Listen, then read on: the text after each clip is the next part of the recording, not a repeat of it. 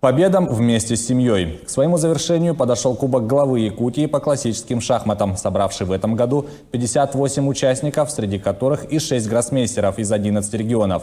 За звание сильнейших боролись как дети, совсем недавно заинтересовавшиеся данным видом спорта, так и те, кто посвятил шахматам всю жизнь. Подробности узнаем далее.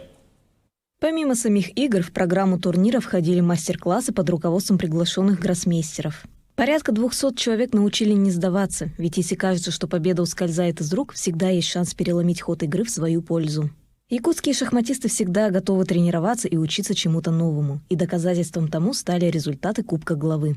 В этом году наши местные шахматисты набрали более чем 7 разных побед, несколько ничьих. Наши юные, в основном, шахматисты, они, конечно, показали такой заметный прогресс за год. И уже сегодня не робея играют с нашими именитыми мастерами, гроссмейстерами. Подобные мероприятия – хорошая возможность не только провести время со своими близкими, но и получить призы в рамках проекта всей семьей, стартовавшего в честь объявленного Владимиром Путиным Годом семьи.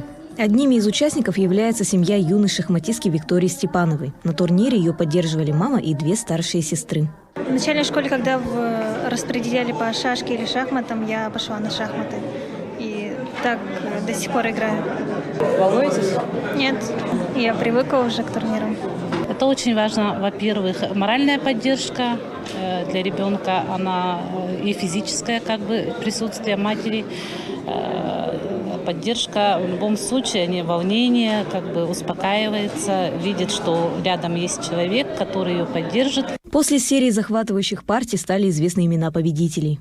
Так, абсолютным чемпионом турнира стал гроссмейстер из Свердловской области Дмитрий Кокарев. Он поделился своими теплыми впечатлениями от участия в Кубке главы и отметил выдающиеся навыки местных шахматистов. Прекрасный турнир, прекрасная организация и напоминает больше всего такой семейный турнир. Несмотря на большое количество участников, очень дружелюбная атмосфера, и хочется приезжать снова.